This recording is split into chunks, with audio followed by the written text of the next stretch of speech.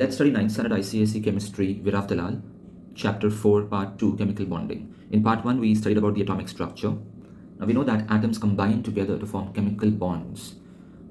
Two or more atoms, they combine together to form a stable molecule because an atom on its own may not be stable. It would like to acquire the stable electronic configuration of the nearest noble gas. You see, noble gases are stable because they have a complete outermost shell. That is either two shells if it's only a single shell.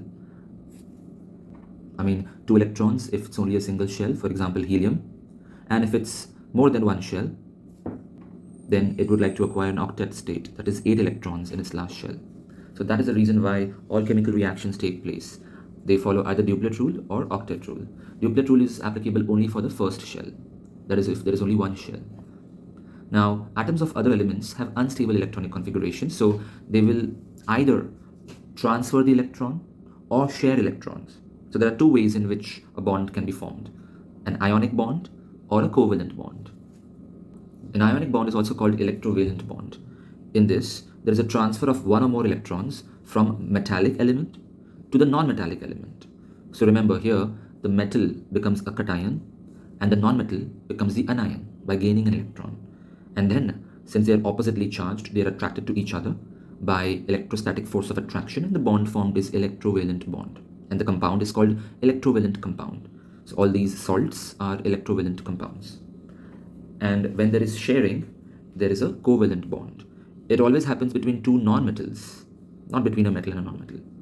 Because if both are non-metals, then neither will be willing to give the electron. So the only option for them is to share. And the bond formed is covalent bond, and the compound is covalent compound. Or it's a covalent molecule if both the atoms are of the same non-metal. Notice that here, there is no cation or anion formed. So a good example would be metal giving electron to non-metal. So metal becomes positive, non-metal becomes negative, and a bond is formed, and this is a electrovalent molecule or a compound formed. And here, two non-metals, they are sharing two pairs of electrons. So it's a double covalent bond. So we have orbital diagrams in our syllabus, so you don't need to practice this. Let's focus on electrovalent compounds. Sodium chloride, how is it formed? Always start with the electronic configuration. Sodium's electronic configuration is 281 because its atomic number is 11. In order to be stable, it would like to acquire the stable electronic configuration of the nearest noble gas, which is neon 2,8. To do that, it would like to get rid of this a single electron. But he needs some taker, and that would be chlorine. You see, chlorine's atomic number is 17, so its electronic configuration is 287, and the nearest noble gas would be 288. So it would like to gain one electron, which is far easier than losing 7 electrons. Nearest noble gas for chlorine is argon in the periodic table, not neon. So if it loses one electron, if it gains one electron, this becomes a cation and this becomes an anion. Its name also changes, chloride anion. And this is how we draw the orbital structure. Now, whoever gives electrons undergoes oxidation and is called a reducing agent. And whichever atom gains electrons undergoes reduction and is called an oxidizing agent.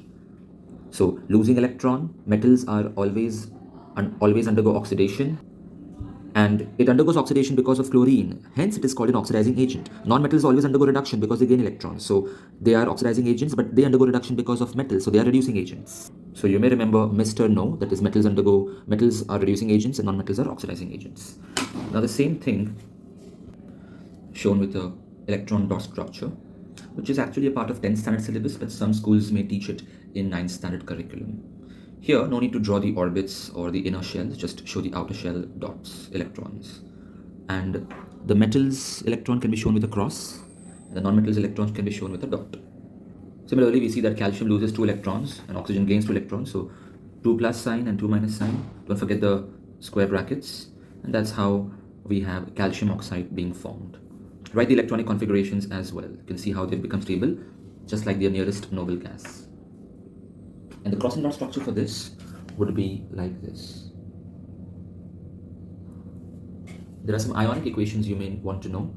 Metal loses 2 electrons, so that's called oxidation to form cation. Non-metal gains 2 electrons, so that's called reduction to form an anion. That was from Concise textbook. Next electrovalent compound is magnesium chloride. So here, magnesium loses 2 electrons to become stable, but chlorine requires only 1 electron. So magnesium will donate 1 electron to each of the 2 chlorine atoms. So magnesium will become 2 plus and chlorine will become 1 minus. And that's how magnesium chloride MgCl2 is formed. This is the electron dot structure. Now let's talk about covalent bonds. So two hydrogen atoms share a pair of electrons to form a single covalent bond. Understand, this is not a compound, it's an element, similar atoms, and it's a single covalent molecule. Next, cancel this table, it's a repetition. Now we have 2 chlorine atoms. In order to be stable, they need 1 more electron, but neither is willing to give, both are willing to take, because nonmetals are electronegative, and people who take are negative, and people who give are positive. So the only solution here is they'll have to share the pair of electrons, so that now chlorine thinks it has 8 electrons, and even this chlorine thinks it has 8 electrons in the outermost shell. When you draw the diagram, you have to draw the inner shells as well. Here they've only shown the last shell, but you have to show all 3 shells. So this is a single covalent bond, but it's not a compound. If they ask you to draw the diagram of a single covalent compound, you can choose hydrogen chloride. So here hydrogen and chlorine share 1 pair of electrons, so hydrogen's duplet is complete and chlorine's octet is complete, and both are stable, and this is a covalent bond, and it's a compound, and it does not have any cations or anions.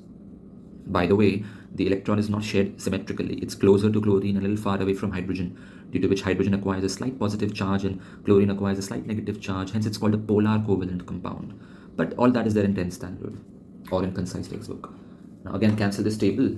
Oxygen shares 2 pairs of electrons, so it's oxygen-oxygen double covalent bond. Next, cancel this table. Nitrogen, well, it's 2,5, so it needs 3 electrons to become stable in the outermost shell. So they will share 3 pairs of electrons. So now their octets are complete, and so we have triple covalent bond. 3 pairs of electrons are being shared. Now water. So oxygen will share a pair of electrons with each of the 2 hydrogen atoms to form 2 single covalent bond. We cannot call it a double bond. Double bond was in oxygen between the same 2 atoms. This is 2 single covalent bonds, and it's a compound called water. Ammonia, well, look at the way you frame the sentence.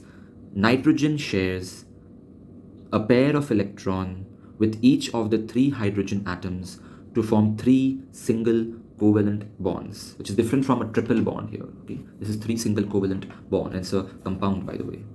It's 1 molecule of ammonia, NH3. Ammonium, NH4, is not a molecule, it's an ion. It has a charge, 1 plus. Next, carbon tetrachloride.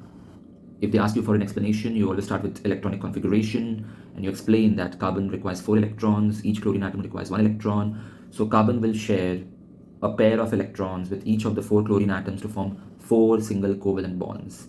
Even methane is formed in the same way. Now look at the electron dot structures of all these compounds in case you have it in your school syllabus. So hydrogen here, chlorine, you can see before reaction, after reaction, oxygen, nitrogen, before combination, after combination, HCl, water, ammonia, carbon tetrachloride, before combination, after combination. If they ask you to draw only the final structure, then draw this for 1 mark. If they ask you to show the formation for 2 marks, show before combination and after combination both. And finally, methane. Now write some extra information. Polar covalent compounds like HCl have unequally distributed shared electrons and partial charges, whereas non-polar covalent compounds like methane have equally distributed shared electrons and no charges. Another extra information I can say is that ionic compounds have high melting point and boiling point because of the strong electrostatic forces of attraction between the ions, whereas covalent compounds have low melting points and boiling points because they have weak intermolecular forces of attraction. I'm not talking about the covalent bond being weak, that is strong, but I'm saying between the molecules, the bond, which is the attraction, which is called van der Waals forces, is quite weak. All this is there in 10th standard or in concise textbook. Also, ionic compounds are soluble in water. Covalent compounds are not soluble in water. They are soluble in organic solvents like benzene. Polar covalent compounds have properties of both. They are between ionic and non-polar covalent compounds. They are a hybrid. Hi students, this is AJ sir. If you like this video, press the like button. If you would like to enroll for my online test series or online lectures, email me or message me on Instagram. Check the description for more information.